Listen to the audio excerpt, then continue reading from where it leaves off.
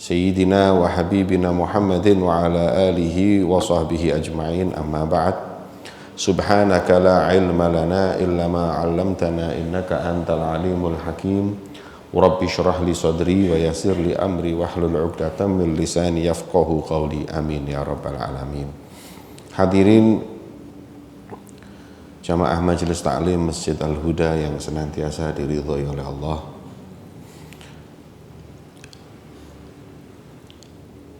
Kajian kita kali ini membahas tentang akhlak para salaf yang berkaitan dengan mudahnya mereka menerima nasihat dan senangnya mereka meminta nasihat. Dengannya Al-Imam Sya'rani memberi contoh bagaimana mereka meminta nasihat dan bagaimana mereka memberi nasihat atau wasiat. Hingga sampai pada perkataan Sayyiduna Muhammad bin Sirin. Muhammad bin Sirin seorang tabi'in, di mana ada seseorang datang kepada beliau meminta wasiat atau meminta nasihat. Berkata, "Awsini, beri aku wasiat yang aku akan pegang teguh dan aku amalkan." Beliau mengatakan, "La tahsud ahadan." Jangan pernah iri dengan siapapun. Kenapa? Kalau orang yang engkau tadi itu iri dengannya, min ahlin nar, adalah penghuni neraka, fa kaifa tahsuduhu ala dunya faniyah. Gimana kau iri dengan orang yang tempat tinggalnya neraka, atau cuman karena dia memiliki dunia yang singkat, dunia yang sirna. Fayasiru ba'daha ilan nar, dan selanjutnya dia masuk neraka. Apakah kita iri lihat orang sakit? Ada orang sakit kita iri. Ada orang tabrakan, ya Allah coba aku sing tabrakan. Oh no, tidak ada. Kalau Anda iri dengan seseorang dan orang itu karena punya harta, kemudian dia masuk neraka, apakah kau iri dengan musibah orang ini masuk neraka? Nggak waras. Orang iri dengan harta orang ini, itu orang nggak waras. Ya kalau dia selamat, kalau nggak selamat. Wong kebanyakan orang yang hartanya berlimpah itu nggak selamat hadirin. Justru yang miskin banyak selamat. Makanya aneh kalau ada orang iri dengan orang yang punya bergelimang harta. Orang mau masuk neraka kok iri. Ya. Tapi sebaliknya, kalau yang kita iri dengannya, kita hasudin tadi itu adalah min ahlil jannah, ya, maka ikutilah dia dalam amal-amalnya mestinya. Ada orang penghuni surga, kita iri dengan dia. Jangan iri, ghibtah. Ghibtah itu iri yang tanpa menjatuhkan. Ya Allah, ya aku iso koyo wong iki. Ada orang soleh tiap hari ke masjid, Anda iri, ya Allah aku nggak bisa kayak gini. Itu tidak apa-apa iri yang seperti itu. Karena yang namanya hasad itu adalah orang yang menginginkan kenikmatan orang tersebut hilang. Tungakno tabrakan montori, tungakno loro, atau nggak kena musibah, itu iri. Fa inna dzalika aula min hasadik lahu ala dunia. Kalau mau iri ya iri sama penghuni surga, tapi iri yang baik. Jangan iri dengan orang yang bergelimang harta. Orang mau masuk neraka kok iri.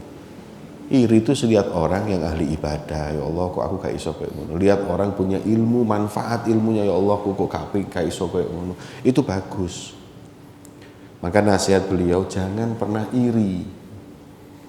Karena iri ini hadirin, penyakit hati yang akan membinasakan kita walaupun amal kita banyak. Sebagaimana dalam hadis bahwa sesungguhnya hasad itu memakan kebaikan seperti api makan kayu bakar.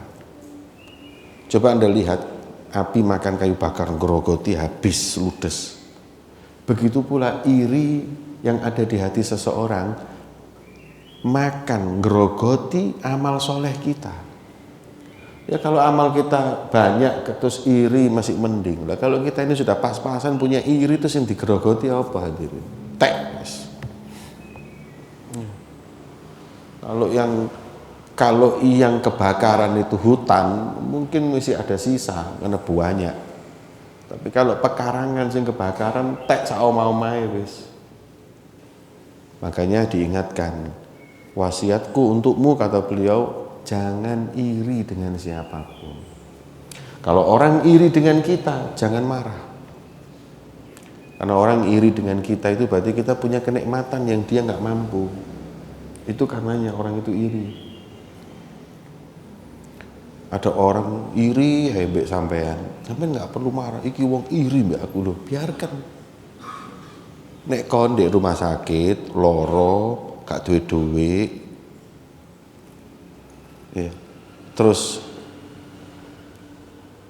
ada orang iri, nggak masuk akal. Ketika Anda dapat nikmat, orang iri, nah itu. Karena kaidahnya mengatakan kullu dzi nikmatin mahsud. Setiap orang yang banyak kenikmatan dihasutin. Ngono lho. Iya. Ada orang rezekinya lancar, suka ngaji, baik, semua agak sing iri. Berarti karena banyak kenikmatan. Makanya Habib Ali Habsyi pernah minta doa kepada ibunya, Umi, doakan saya. Jawaban ibunya, katsarallahu sadak ya Ali. Semoga banyak yang hasud sama kau wahai anakku Ali. Umi, kok doanya gitu loh? Itu doa baik. Kalau orang banyak yang iri kan berarti nggak baik. Baik, berarti kalau orang banyak iri banyak nikmat kamu itu. Kecuali kalau kamu nggak ada kenikmatan, mana yang ada yang mau ngiri? Kon naudzubillah. Rezekimu sawarat terus bendino kubam ngono. Ono sing ngiri. Ya Allah, aku coba kepingin dadi wong ngono. Karena Anda punya kenikmatan, banyak orang iri. Jadi Anda perlu syukur sama Allah. Banyak yang iri, syukur sama Allah. Alhamdulillah, berarti aku ini punya banyak kenikmatan. Jadi harus dirubah, mindsetnya itu dirubah. Kalau ada orang iri, jangan marah. Ya Allah, ya, kenikmatanmu begitu banyak, sampai banyak yang iri, ya Allah.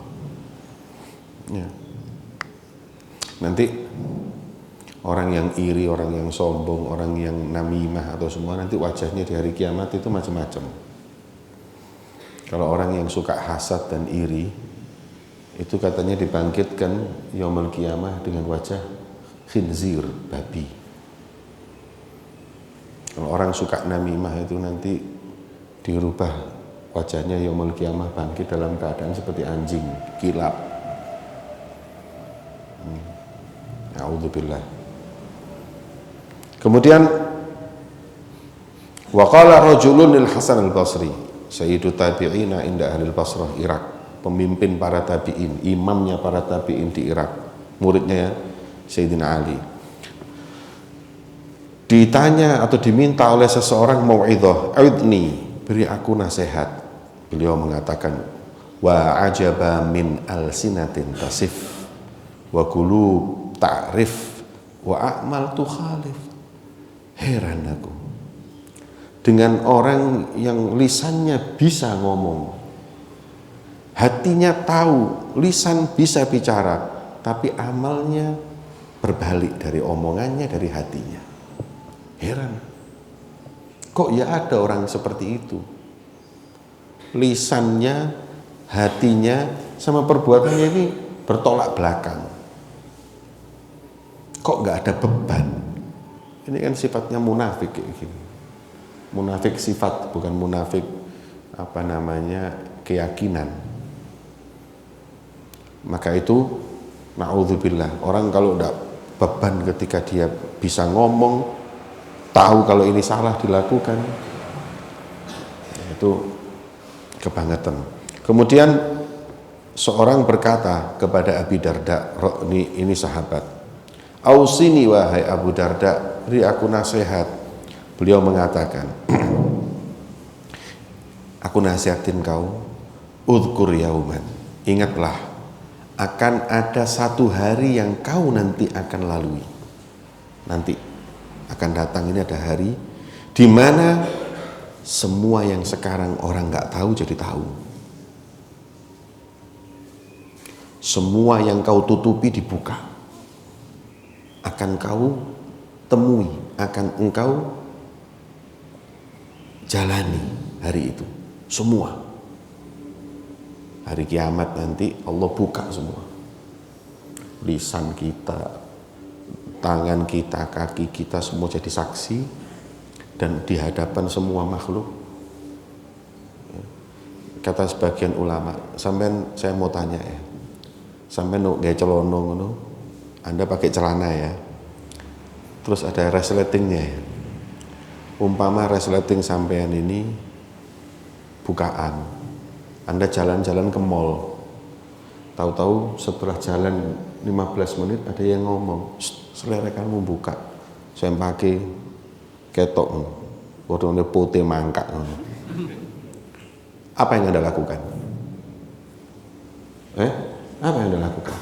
Langsung cepat ditutup, ya Allah isini. Cuman berapa orang yang lihat Anda kok malu? Ini semua makhluk Allah nanti bakal lihat semua amal kita. Gimana malunya kita? Ya kalau saya nggak celono, umpama sampean nggak sarung, sofe paling ngarep, sujud suwek bokongmu korek, ketok sempakmu, bolong pisan sempake. Ayo, nek sempake terus resik regane larang ngono, Calvin Klein mereka. Nek perlu suwek supaya ketok sempak itu ya. Tapi ini malunya Anda gimana? Apalagi kalau diviralkan, pas di foto, pas di film, orang lihat semua. Anda malu enggak? Malu, enggak seberapa ini. Dimana ketika nanti kita amal perbuatan kita ditunjukkan kayak layar gitu, semua orang lihat, malunya kayak apa? Makanya sampai ada yang meriwayatkan orang itu saking malunya nanti di hari kiamat karena dibuka aibnya, sampai yadzub, leleh ini muka ini, saking malunya itu kayak leleh, kayak lilin ya. Perempuan ya dandan wayu terus melaku di kondangan kepentut tut isin enggak buah senep potongnya, malu itu sedikit dibanding nanti ini bukan di gedung ini, di hadapan semua makhluk. Nah, akan datang hari di mana semua aib-aib Anda yang Anda sembunyikan ini akan dibuka. Makanya sufi itu orang-orang yang mereka tidak malu sesuatu yang ditutup itu kalau dibuka. Bahkan mereka itu malu karena amal ibadah yang ditutup itu kebuka, kebaikannya kelihatan semua. Itu yang dikhawatirkan sufi. Jadi kalau kita kan, kalau rahasia kita dilihat orang kan malu karena itu aib. Kalau mereka rahasianya kebuka, bukan aib, tapi justru amalan-amalan yang ditutupi. Oh, enggak taunya orang ini yang begitu. Oh, enggak taunya orang ini yang begitu. Itu sufi seperti itu. Nah, kalau kita kan kelasnya enggak aib. Nah, itu pikirkan. Makanya kalau mau berbuat apapun mikir. Ini enggak ada yang tahu sekarang, tapi nanti semua bakal tahu. Ya. Kemudian orang bertanya kepada tabi'in Sufyan bin Uyainah, "Ausini, beri aku nasihat wahai Sufyan." Beliau menjawab, "Iyyaka an tatakabbar." Hati-hati, ojo sombong. Jangan pernah merasa lebih mulia dari siapapun, baik karena nasabmu, baik karena hartamu, baik karena jabatanmu, baik karena popularitasmu, baik karena ilmumu, atau apapun. Jangan pernah sombong. Au ta'kul syai'an min amwalin nas bighairi haq, atau makan harta orang yang jalannya nggak benar. Hati-hati. Fa inna, karena sesungguhnya man takabbar 'alan nas, orang yang sombong merasa lebih baik dari orang lain, endingnya, natijahnya, hasilnya sombongnya itu dzullah, dihinakan. Pasti hina. Itu sudah kaidah. Mana ada orang sombong, pasti hancur. Pasti dihinakan di dunia atau di akhirat. Cerita Jababirah, orang-orang sombong-sombong di muka bumi ini, ceritanya mereka gimana semua? Mau Fir'aunnya, mau Namrudnya, mau Korunnya, semuanya hancur, semuanya binasa, semuanya hina. Nah, jangan pernah sombong dengan siapapun. Jangan pernah merasa lebih baik dari siapapun. Waman irtanam amwalan nas iftakor. Barang siapa yang hobinya makan haknya orang, pasti endingnya melarat, hancur kerjaannya. Hancur kerjaannya. Orang makanya wong lek jujur-jujur gak iso sugih. Siapa bilang? Kebalikannya, wong lek sing beling-beling itu cepat melarat. Apalagi zaman sekarang ini orang cari orang amanat sulit. Kalau ada dibeli gimana pun harganya. Tapi kalau orang sudah korupsi, jelek namanya. Makan hartanya rakyat, ya pasti hina nanti ketahuan. Iftakor, melarat guys. Ya. Oh ini belum, ini enggak ya belum, durung tenono. Ya. Satu sama lain buka-bukaan aib nanti, ketahuan sendiri semuanya. Ya. Waqad sami'a Al-Hasanul Basri, Imam Hasan Al-Basri beliau mendengar rahimahullah ta'ala, seseorang berkata, almar'u ma'aman ahab, orang itu nanti akan dikumpulkan dengan orang yang dia cintai, yang cinta Nabi bersama Nabi, yang cinta wali bersama wali, yang cinta orang soleh bersama orang soleh.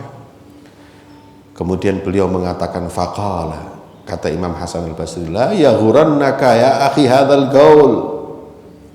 Betul itu omongan, manusia akan dikumpulkan dengan orang yang dia cintai, tapi jangan tertipu ya, dengan omongan ini. Jangan engkau maghrur, lupa diri. Jangan kau lupa diri dengan omongan ini. Ini hadis sahih Nabi yang berkata, tapi jangan gara-gara itu terus kau lupa diri. Fa innaka, karena sesungguhnya engkau tidak akan bersama orang-orang soleh, orang-orang mulia, kecuali kau beramal seperti amal mereka. Kalau enggak ya enggak. Coba lihat itu Yahudi dan Nasrani. Mereka bukan enggak cinta. Orang Yahudi cinta loh sama Nabi Musa. Orang Nasrani cinta loh sama Nabi Isa. Tapi mereka enggak bersama Nabi Musa di surga, enggak bersama Nabi Isa di surga. Kenapa? Litakhallufihim anhum fil amal. Karena amalnya berbeda, keyakinannya berbeda, mukhalafatihim lahum. Bahkan mereka berpaling dari keyakinan Nabi Musa, berpaling dari keyakinan Nabi Isa. Nabi Isa mengajarkan kita nyembah Allah, kemah kita justru nyembah dia. Ya akhirnya kita cinta, tapi akhirnya justru malah justru kita yang terjerumus. Makanya kalau orang cinta itu harus berjalan di jalan orang yang dia cintai, walaupun nanti kadarnya beda. Kalau orang yang kita cintai itu Masya Allah puasanya Dawud, kita Senin Kemis. Orang yang kita cintai itu malam qiyamul lailnya dari jam 2, kita dari jam 3. Podo-podo bangun malamnya cuman beda. Gitu. Tapi yang penting jalannya sama. Kalau subuh jam 8, ana uhibbur rasul, ana uhibbul auliya, subuh jam 8. Da'awi katanya Habib Segaf ini, la tad'i fannas siddiq luh alaim. Jangan ngaku-ngaku. Orang itu kalau ngaku cinta ada tandanya. Apa? Mengikuti. Al-mahabbah itu ittiba'. In kana hubbuka shadiqan la ata'tahu innal muhibba liman yuhibbu muti'u. Kalau cintamu tuh betul-betul, kau akan taat. Di mana-mana orang cinta itu pasti taat dengan orang yang dia cintai, itu di mana-mana. Yang cinta pemain bola, ditiru kabeh pakaiane, ditiru gayai, ditiru cinta. Ya. Yang cinta sama artis ditiru semua. Lagu sampai kayak wirid ngono wis. Dirungokno terus. Yang cinta sama penyanyi, cinta sama pakaiannya, walaupun nggak pantas dia nggak ngurus, ittiba dan taat. Kalau yang dia cintai ngomong anak-anak muda yang cinta dengan pacarnya itu bilang, kon lek celana cekahan itu luwih pantes. Ya celana cekahan. Ya. Walaupun orang bilang dong, kan kok kayak kuli bangunan gini kayak gini. Oh gak ngurus aku. Selama yang suka adalah orang yang aku cintai, apapun aku ikuti.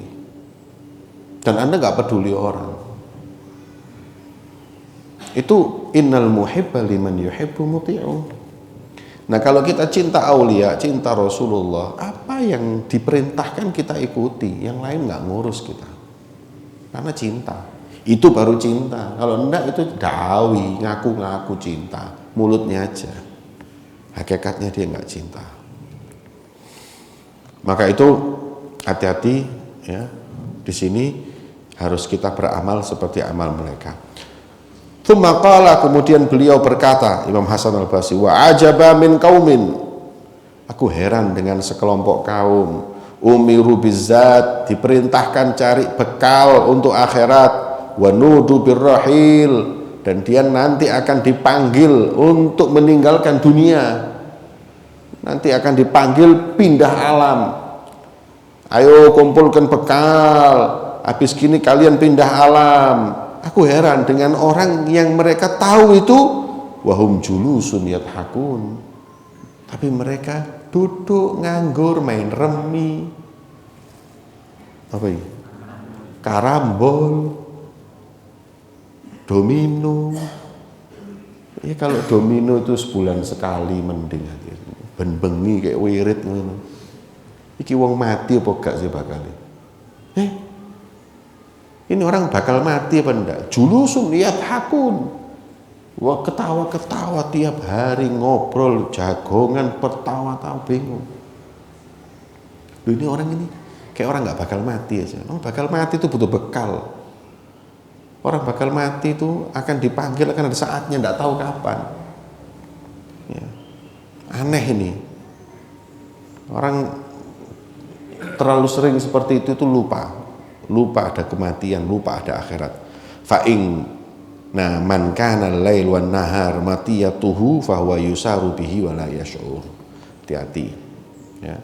Kalau orang itu kebiasaannya siang dan malam itu melakukan sesuatu, ya, disitulah dia nanti akan diambil nyawanya dan dia tidak tahu. Yamutul mar'u ala ma 'asha alaih, manusia itu mati tergantung kebiasaannya, wa yuhsyarul mar'u ala ma mata alaih, dan dibangkitkan tergantung matinya nanti. Manusia matinya tergantung kebiasaannya. Biasanya ngaji, matinya pas ngaji. Ya. Biasaan sholat, matinya pas sujud. Biasaan ceramah, matinya pas tengah ceramah. Itu biasanya manusia seperti itu. Ketika dia meninggal, yuhsyar, dibangkitkan tergantung matinya. Orang matinya sujud, dibangkitkan dalam keadaan sujud, dalam keadaan kebaikan. Dan sebaliknya, na'udzubillah.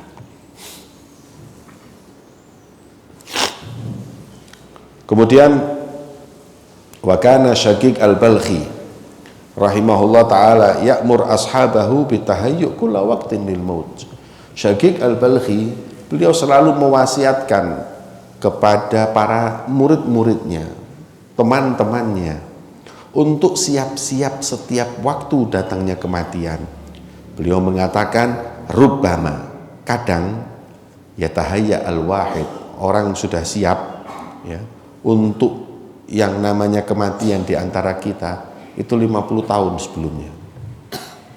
Siap mati itu 50 tahun sebelumnya. Ya.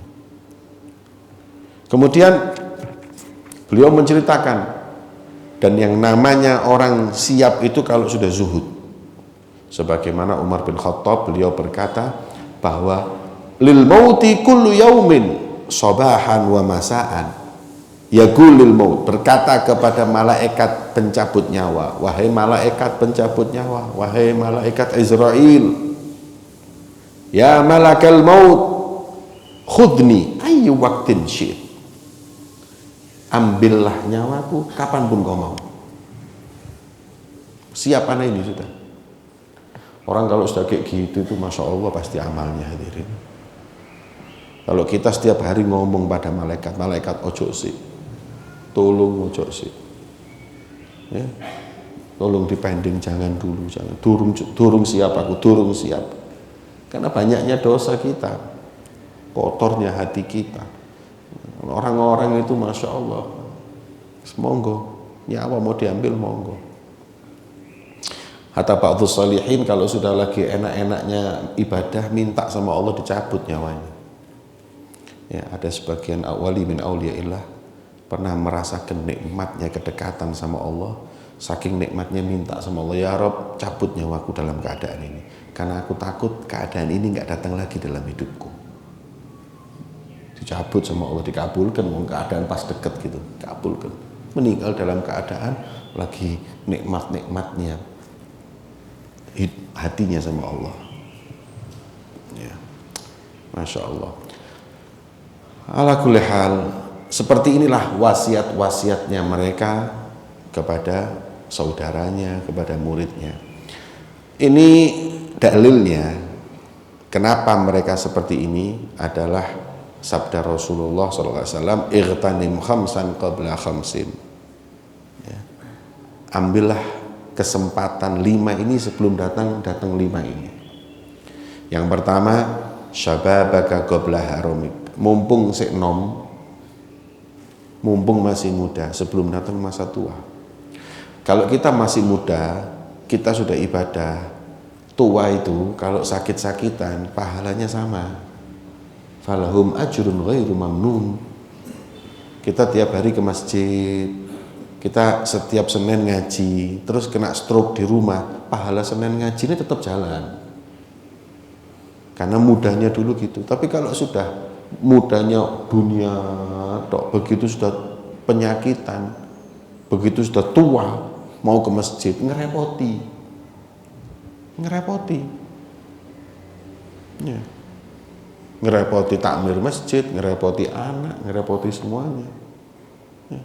Tapi kalau dari muda sudah senang majelis, sudah dari muda senang ilmu, dari muda senang sholat di masjid, jangan khawatir, walaupun tua, pahalanya ngalir terus. Loh kenapa? Ya sudah, karena dia selalu seperti ini, istiqomah. Sekarang sudah tua. Nah, manusia itu kan katanya Allah, kullaman nu'ammirhu fil khalqi nunakishu.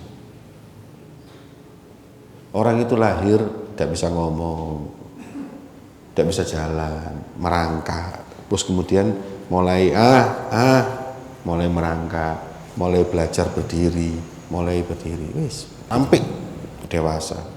Terus nunakishu fil khalq, kembali lagi nanti mulai maneh berdiri, cekelan maneh kayak bayi pian. Tambah tua lagi, ngomong wis gak jelas. Kayak kita bayi kita dulu. Habis gitu merangkak, mau jalan kemana-mana merangkak, nggak bisa berdiri sudah. Tambah tua lagi, wis di kasur tok. Nangis, mangan, kayak bayi sudah. Pakai popok lagi, sudah kencing di situ. Itu manusia, itu sudah Allah Ta'ala tentukan.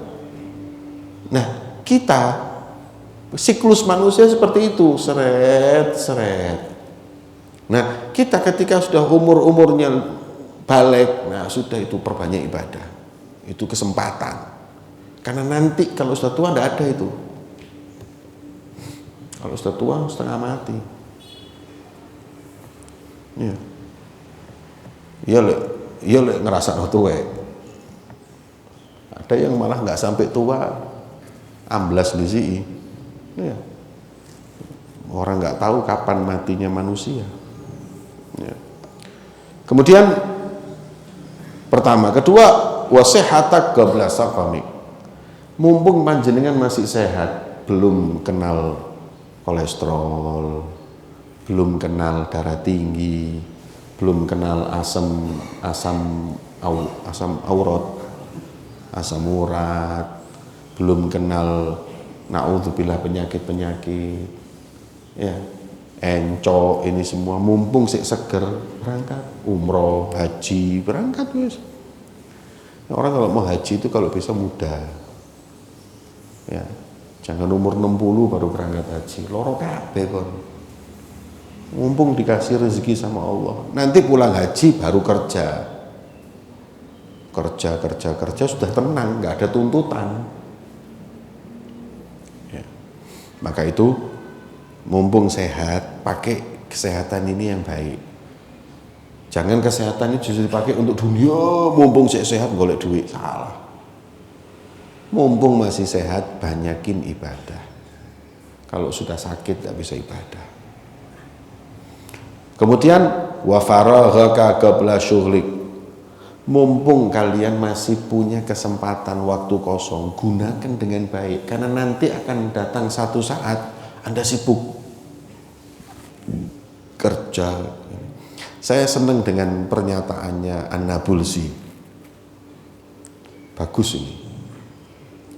Beliau mengatakan kamalus sa'adah fi thalath. Kesempurnaan kebahagiaan orang itu 3. Faragh, punya waktu, sehat, punya uang. Ya. Faragh, punya waktu, punya sehat, punya uang. Ini enak ini. Awak enak, ada waktu, tidak sibuk, punya duit. Wah, nikmat itu, rek. Jalan sana, jalan sini dinikmati hidup, motor apik itu duit. Nyetir dewi dinikmati, mau makan dimanapun makan yang mahal, pesawat jebret berangkat umroh Eropa, Rusia, melok perang ngono, apa jenenge Kroasia bukan apa Ukraina, bos gagah oleh duit, waktu ada, itu paling enak, kamalus sa'adah. Tapi kata beliau, kata Nabulsi, gola an yajtami'u fi insan. Tapi maaf, orang dapat 3-3-nya itu jarang. Yang ada umur 1 sampai 20 itu ada faragh, ada waktu kosong, masih longgar, nggak ada kerja, nggak apa, sehat, nggak ada duit. Ya kan, arek nom-nom ini delok ayo ndelok bal-balane nang Qatar ya. Jarine delok Arema toko wit kono deloke kok dadak nang Qatar. Mesti enggak mungkin duit. Berarti masih belum punya uang. Anak umur 1 sampai 20 ini biasanya uang enggak punya. Yang punya apa? Sehat, waktu. Begitu dia sudah 20, lulus S1, S2, mulai kerja. Punya 2, apa? Punya uang, dapat gaji setiap bulan 10 juta, 15 juta. Punya sehat, tapi dia nggak punya waktu, harus kerja. Cuti setahun cuman berapa hari. Wis, nggak bisa nikmat, mau kesana kemari nggak bisa, terikat dengan kerjaan. Punya uang tapi punya sehat, masih umur 20-an kan sehat, sampai 45. 5 pensiun usia berapa? 50-an, anggap 50-an. 50 pensiun, uang banyak, waktu kosong pensiun, garek kesehatan, encok kabeh, ayo mlaku kon. Sudah kurang ini. Ya. Lihat orang usia usianya 55 tahun, sedang mau apa? Mau nyetir motor gak iso nggih sopir. Ya, mau jalan-jalan ke Eropa kesel. Ya, sudah nggak enak semuanya. Punya waktu, punya uang, tapi nggak punya kekuatan. Itu manusia seperti itu kebanyakan. Nah, kalau ada orang punya tiga-tiganya langsung, istimewa. Umur 25, uangnya banyak, waktunya kosong, kerjaannya cuman sebulan ngantor sekali, komisaris Pertamina, soge wis. Ya. Kalau ada yang kayak gitu ya enak, ngantor saulan sepisan, wis melaku.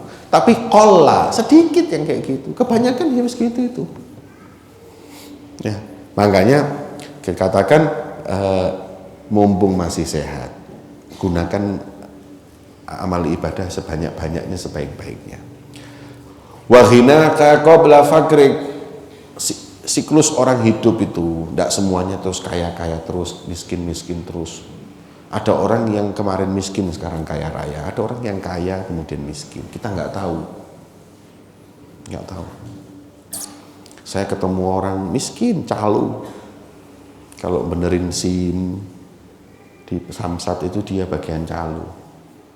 Subhanallah, makelaran opo dapat uang miliaran, langsung uangnya diputer kaya raya.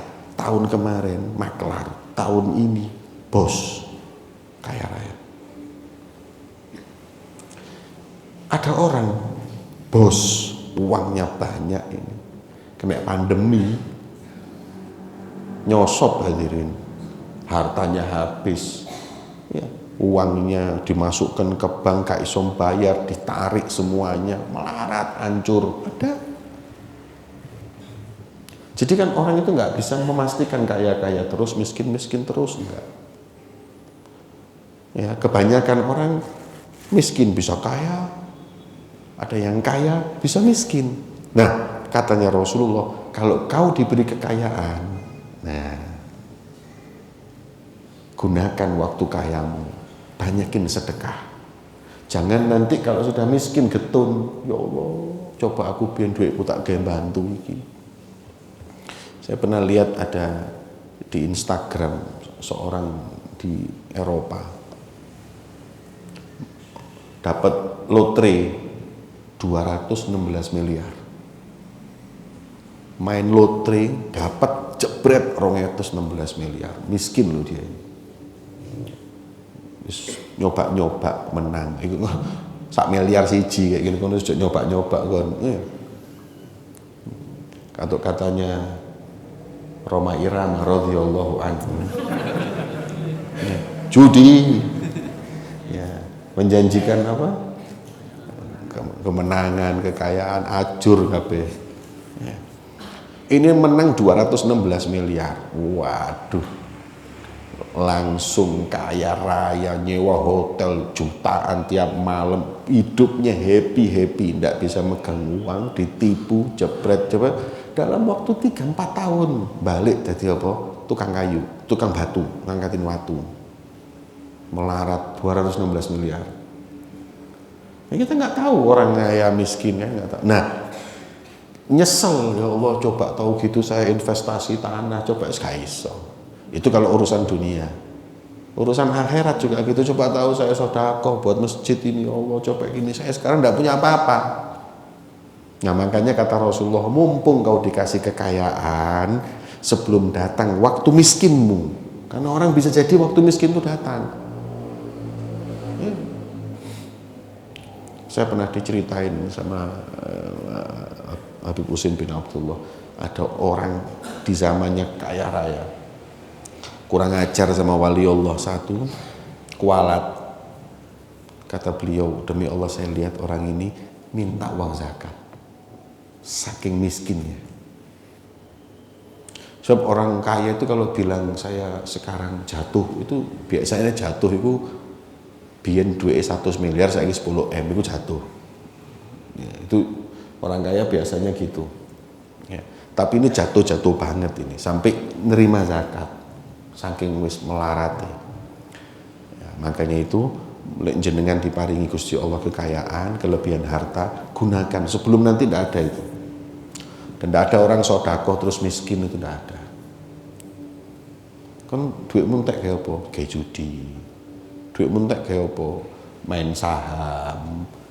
Dibuat ini, buat itu habis. Tapi kalau entek duitmu di acur gara-gara bantu Al-Huda rusak. Ini ada. Mana ada yang riwayat kan gara-gara haji kak saya acur, tidak ada. Untuk kesolehan itu diganti. Apalagi haji.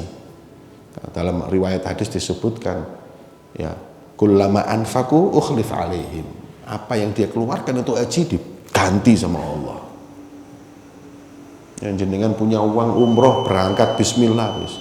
Tapi terus tabunganku berkurang gak iso tuku omah, gak apa-apa berangkat terus sih. Asal jangan berlebihan, ojo umroh setahun ping 3. Ya, 1 udah ibadah. Berkurang tabungan tapi nanti sama Allah diganti. Mumpung jangan nanti kalau sudah habis coba aku pian umroh ya, coba aku coba ini kalimat apa. Ya. Kemudian terakhir wa hayataka qabla mauti, mumpung panjenengan masih bernafas. Mumpung kita semua ini masih hidup. Kalau sudah mati, Rabbi laula akhartani ila ajalin qarib la asaddaqa wa akun minas sholihin. Malaikat datang mau nyabut nyawa. Orang sakaratul maut itu berkata di Quran ini, ya Allah, tolong mundurkan kematianku sedikit aja. Ila ajalin qarib, dekat itu, pendengan saja main. La asaddaqa, niscaya aku akan sedekahkan hartaku. Wa akun minas sholihin, dan aku ahli ibadah. Aku ke masjid, aku ngaji, nuntut ilmu. Minta waktu aja ya Rabb. Apa kata Allah di Quran? Dijawab, lan yuakhirallahu nafsan idza jaa ajaluha. Lan harf nafi li ta'bid. Tidak akan pernah Allah mengkabulkan permintaan orang seperti itu kalau udah datangnya ajalnya datang. Tidak bisa. Ya Allah, spending seminggu aja ya Allah. Uang saya yang di bank miliaran ini mau saya bantukan ke musola, ke masjid, ke pondok, ke ini. Terus saya tiap hari di masjid. Gak iso. Maaf. Nah, tidak ada. Lan, beda lan sama la. Kalau la tidak diundur, itu mesti bisa dia nego. Tapi kalau sudah lan tidak bisa. Lan tidak akan pernah. Ya Allah, tidak akan pernah. Itu perkataan orang sakaratul maut di Quran. Pending ya Rabb, undur ya Rabb, tidak bisa. Kalau sudah mati datang, la yastakhiruna sa'atan wa la yastaqdimun. Gak ada yang bisa majuin, gak ada yang bisa mundurin. Orang bunuh diri ceprek gak mati, mlebu rumah sakit pengkor kabeh malahan gak mati. Ada yang jatuh dari pesawat masih hidup. Saya pernah baca di berita, ada orang jatuh dari pesawat, 70 orang mati semua kecuali dia satu tidak mati. Hebatnya, berarti belum ajalnya. Terus ketika dia tidak mati, 70 orang ini mati kabeh dari pesawat. Yang satu ini subhanallah tidak mati, keluar dari pesawat. Pemadam kebakaran itu lihat pesawatnya mau kebakaran, ngewabut, mungkin sih metu. Alhamdulillah selamat, ditabrak pemadam kebakaran, mati, wis waduh. Pikirnya sih umur, gak mati di pesawat, mati ditabrak pemadam kebakaran. Makanya katanya orang Arab apa? Man lam yamut bisayfin mata bi ghairih ta'addadatil asbabu wal mautu wahidu. Orang yang enggak mati melalui pedang, ada orang mau jihad, katanya kalau kalian enggak mati dengan pedangnya akan mati juga nanti dengan yang lainnya, karena yang namanya mati yaitu mata bi ghairih. Ya. Ada orang mau perang, ya Allah kasih tahu saya lawan ini kok berat ini, wis mundur. Begitu mundur mau pulang, mau lari, jepret, kudanya kesenggol watu, dek nyosop, lehernya ketaklak, mati. Podo mati nih. Tapi kalau dia tadi mati, mungkin mati dengan pedang, gagal, mati di medan perang, syahid. Mungkin matinya gak jelas. Ya, mati dengan yang lainnya. Pokoknya jenenge kematian itu akan datang pada setiap manusia. Mumpung masih hidup, gunakan dengan amal soleh. Tidak ada yang tidak mati. Mas yo putri Inggris ini, siapa jenenge? Elizabeth itu kurang ngopo hadir. Mangan diatur, dia didik Joko. Malaikat Israel teko ya amblas. Satu diundur, jadi kayak duit piro. Saya baca itu Elizabeth itu orang terkaya, tanahnya terbanyak di dunia. Berapa juta hektar tanah yang dia miliki. Ada nyogok malaikat pirang hektar. Tidak ada. Ada artis, saya baca juga. Saya ini pembaca berita unggul. Ono artis. Artis ini kalau saya sebutkan namanya sampean kenal, cuman kalau saya ceritakan nanti jadi riba. Artis ini saking takutnya mati punya 40 dokter spesialis. Dibayar. Tiap hari, tiap minggu itu dokter datang liatin badannya. Dengan harapan dia ingin umur yang panjang. Subhanallah. Nah, umur 40 meninggal. Kon umur 50 gak duwe dokter. Umur 55 gak tau nang dokter. Ono dokter sing bendina teko mbek kon ndeloki awakmu ndak ada. Tapi sampai swidak gak mati-mati kon. Ini bayar miliaran tiap bulan buat dokter. Tiap check up setiap bulan dideloki saking wedine mati. Tambah mati. Bayangno. Ada orang yang sakit-sakitan mangan obat itu sampai kayak mangan rengginang, gak mati-mati. Dokter sing ngehi resep mati di sini. Saya punya temen polisi, waduh masya Allah, badannya tegep, lari-lari di stadion kena jantung pek mati. Tonggoku gak tahu mlayu, gak tahu apa uripe bengi ngopi mek rokok. Gak tahu obah uripe wis 70 gak mati. Jangan dikira terus olahraga terus mari ngono sehat dawa umur, belum tentu. Malah justru pas tengah-tengah olahraga ketiban barbel kayak tanjes. Pemain bola lari-lari kena bledek derpek mati. Ada itu. Ya, ada, pokoknya gitulah, kita nggak tahu lah. Terus gimana ya sudah, mumpung kita ini masih hidup semuanya, mumpung masih hidup, gunakan waktu hidup ini dengan baik, karena kita nggak tahu kapan itu mati itu datang. Wallahu a'lam bishawab. Sirril Fatihah.